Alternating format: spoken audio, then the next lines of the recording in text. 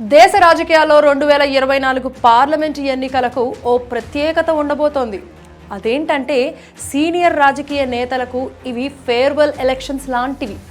ఒకరు కాదు, ఇద్దరు కాదు, ఢిల్లీ నుంచి గల్లీ వరకు చక్రం తిప్పాలనుకునే చాలామందికి, తిప్పిన వారికి, గెలిచిన వారికి కూడా రిటైర్మెంట్ ఎలక్షన్లే.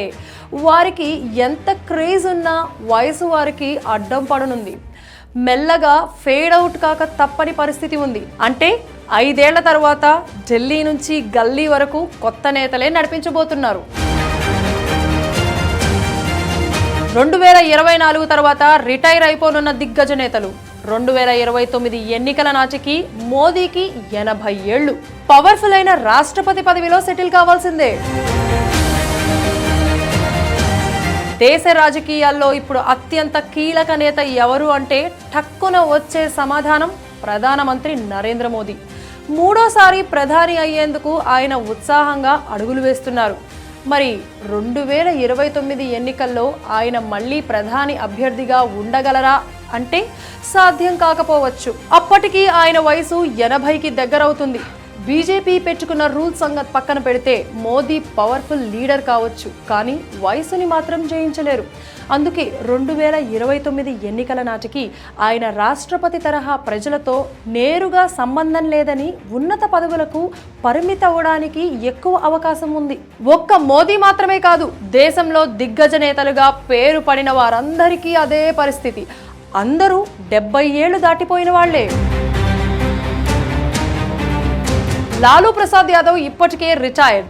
ఇప్పటికే 77 ఏళ్లకు చేరుకున్న నవీన్ పట్నాయక్, వారసుని రెడీ చేసుకున్న నవీన్ పట్నాయక్. 2029 ఎన్నికల నాటికి 80కి దగ్గరగా చంద్రబాబు. లాలూ ప్రసాద్ యాదవ్ అనారోగ్య సమస్యలతో ఇప్పటికే రిటైర్ అయిపోయారు. ప్రస్తుత కాలంలో నిరాటంకంగా సీఎంగా ఉన్న ఒరిస్సా నేత నవీన్ పట్నాయక్ వయసు 77 ఏళ్లకు చేరింది. ఆయన అవివాహితుడు. అందుకే ఓ ఐఏఎస్లో వారసుని చూసుకొని ఆయనకి ట్రైనింగ్ ఇచ్చేస్తున్నారు. రాజీనామా చేయించి పార్టీలో పదవి కూడా ఇచ్చారు. కానీ ఆయన వారసుడు తమిళుడు కావడంతో ఒరిస్సా ప్రజలు ఒప్పుకుంటారా లేదా అన్నది వారికే తెలియాలి. కానీ నవీన్ పట్నాయక్కు మాత్రం ఈసారి ఎన్నికల తరువాత తాను ఇక ప్రతిపక్ష రాజకీయాలు చేయడం కష్టమేనని క్లారిటీ వచ్చేసింది. ఇక దేశంలోనే సీనియర్ నేతల్లో ఒకరైన చంద్రబాబు నాయుడు వయసు కూడా 70+. 2029 నాటికి ఆయన కూడా 80కి దగ్గరవుతారు. మోదీలాగే ఎంతో యాక్టివ్గా ఉన్నప్పటికీ వయసు అందరికీ ఒక్కటే. ఆరోగ్యం కాపాడుకుంటే కొంత హుషారుగా ఉండవచ్చు, కానీ వయసును ఎవరూ తగ్గించుకోలేరు. ఇప్పటికే డల్ అయిపోతున్న బీహార్ సీఎం నితీష్ కుమార్. 2029 నాటికి మమతా బెనర్జీ వయసు 75. 70 ఏళ్లకు చేరుకున్న స్టాలిన్ ఇప్పటికే అనారోగ్య సమస్యలు. మాయావతి, ఫరూక్ అబ్దుల్లా ఇప్పటికే రిటైర్మెంట్ స్టేజ్. ఇక ప్రధానమంత్రి రేసులో ఉన్నానని తరచూ తనకు తాను చెప్పుకొని బయటకు చెప్పడానికి సందేహించే బీహార్ సీఎం నితీష్ కుమార్ వయసు 72 ఏళ్లు. ఆయన ఇక ఇప్పుడు కాకపోతే ఇంకెప్పుడూ కాదని నిర్ణయించేసుకున్నారు. వచ్చే ఎన్నికల్లో తన కోరికైన ప్రధానమంత్రి పదవి దక్కితే సరి, లేకపోతే రాజకీయాల నుంచి విరమించుకోవాల్సిన పరిస్థితి రావచ్చు. ఆయన పార్టీ బీహార్లో రాను రాను సైజు తగ్గించుకుంటోంది. బెంగాల్ సీఎం మమతా బెనర్జీ వయసు 2029 నాటికి 75కి చేరుతుంది. ఇప్పటికే వారసుడైన మేనలుడుకు ట్రైనింగ్ ఇస్తున్నారు.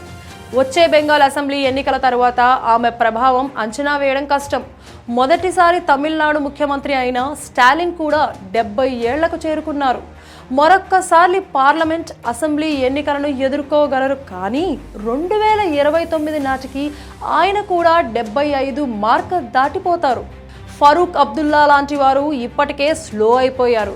మాయావతి సంగతి చెప్పాల్సిన పనే లేదు.